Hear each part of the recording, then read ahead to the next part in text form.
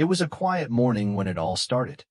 The kind of morning you wish you could have every day, where the sun lazily peeked over the horizon, casting its golden light on the land, and the only sound was the rustling of leaves in the breeze. I was sitting on my porch, sipping my coffee, just soaking in the peace. It had been a few years since I'd moved out here to this ranch in Oklahoma, and I had come to love the simplicity of life here. After the chaos in Chicago, broken relationships, a corporate layoff, and a health scare, I needed a fresh start. My Uncle Tom's land, passed down to me after his death, became that fresh start. I inherited not just a ranch, but a life I was trying to rebuild. A life filled with animals, wide-open spaces, and the promise of a quiet existence away from the noise. But that quiet was about to be shattered. It started with a letter.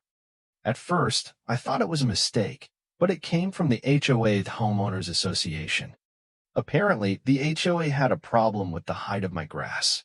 I had violated their rules. 2 inches too high. I laughed when I first saw it. A couple of inches of grass? But soon, the letters kept coming, one after the other, each more ridiculous than the last. One complained about the color of my shed. Apparently, it was an earth tone that didn't fit with the approved community palette. The next letter was about my fence. Apparently, it wasn't tall enough or the right shade of gray, and it was out of compliance with community guidelines. Then came Linda Matthews. She was the HOA president, and when she showed up Whitehead on my property, clipboard in hand, it was clear she wasn't here for a friendly chat. She looked at me, this woman who'd retired from her teaching career and who now wielded her power like a weapon. "You'll need to remove that swing," she said sharply. "It's not in the approved list of fixtures." I stood there for a moment, incredulous. "It's just a porch swing," I said. "No," she replied, her voice cold. "It's a violation." That was the moment I realized Linda wasn't just some neighbor who had too much time on her hands. She was a tyrant in a pencil skirt. That's when the real trouble began. I tried to play along at first. I trimmed the grass, repainted the shed to the gray color they required, and even attended an HOA meeting. But every time I showed up, I was treated like a foreigner in my own neighborhood. I wasn't one of them. They gave me side glances, whispered behind my back, and treated me like an outsider who didn't belong. But I wasn't about to back down. I decided to do some digging. I knew my uncle had owned this land for years, but what I didn't realize was how much land he owned. Not just the ranch, but the entire area that the HOA controlled, the land under the very homes of my neighbors. Uncle Tom didn't just own his property. He owned the entire original tract of land. And when I looked at the county records, I saw something that made my heart stop. The HOA didn't own the land. I did. I couldn't believe it at first. I own the entire neighborhood? Every inch of it? Including the land the HOA controls? That's when I knew things were about to change. The next time Linda showed up to yell at me for some violation, I was ready. I stood there, arms crossed, my dog Duke sitting calmly by my side. Linda started her usual rant, pointing at the freshly painted barn, threatening fines, threatening to call emergency meetings. And then, I dropped the bombshell. "I own the HOA, Linda." Her mouth dropped open. She looked at me, speechless, trying to process the words I had just said. But before she could respond, something else happened. A loud cracking sound came from the barn, followed by a heavy thud. The beam on the barn, freshly painted, had broken loose and was falling directly toward Duke. "Duke!" I screamed, running toward him. My heart was in my throat. I reached the spot where the beam had fallen, and my worst fear was realized. The dog was pinned under the beam, not moving. Everything else in that moment, the HOA, the rules, Linda's yelling faded away. All I could think about was Duke. I shoved the beam off of him, my hands trembling, my heart pounding. There he was, just a bit hurt but alive. His tail wagged weakly, and I breathed a sigh of relief. Linda, though, stood frozen. She didn't say a word, just watched as I helped Duke, clearly shaken. I took Duke to the vet, and while I waited for him to be checked out, my mind raced. It wasn't just a coincidence. Something bigger was happening here. That night, I sat with Duke on the couch, my thoughts swirling. I started going through Uncle Tom's old paperwork. That's when I found it. A file that contained everything I needed to know. The truth.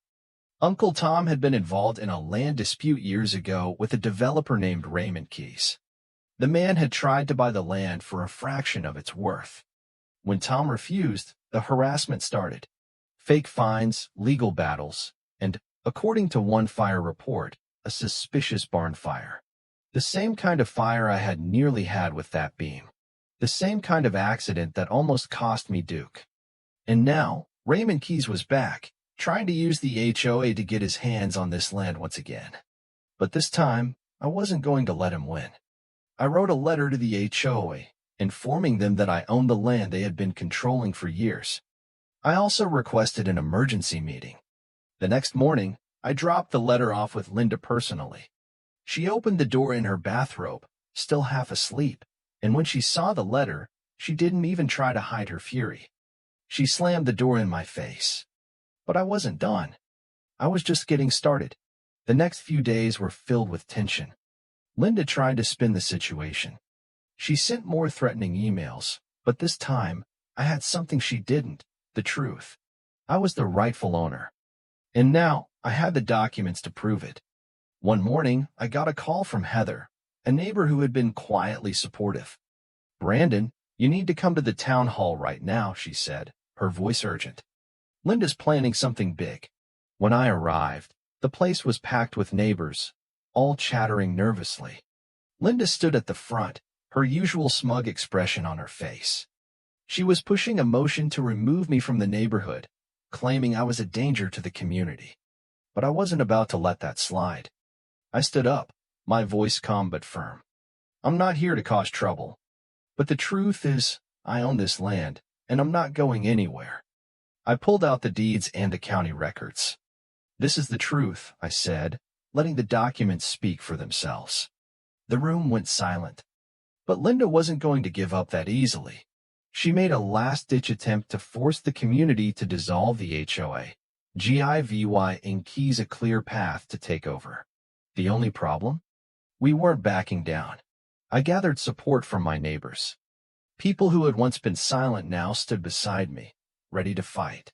We started knocking on doors, spreading the word about Keys' true intentions. It wasn't just about a paint job or a porch swing anymore.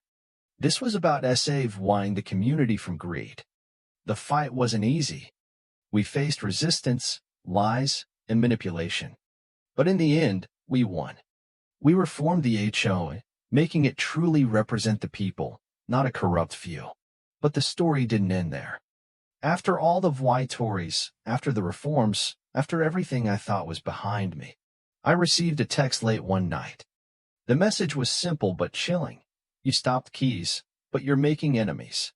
Hope your ranch doesn't burn down like the last one." I stood there, staring at the text, feeling the weight of what was still to come. This wasn't over. The fight for what was rightfully ours had just begun.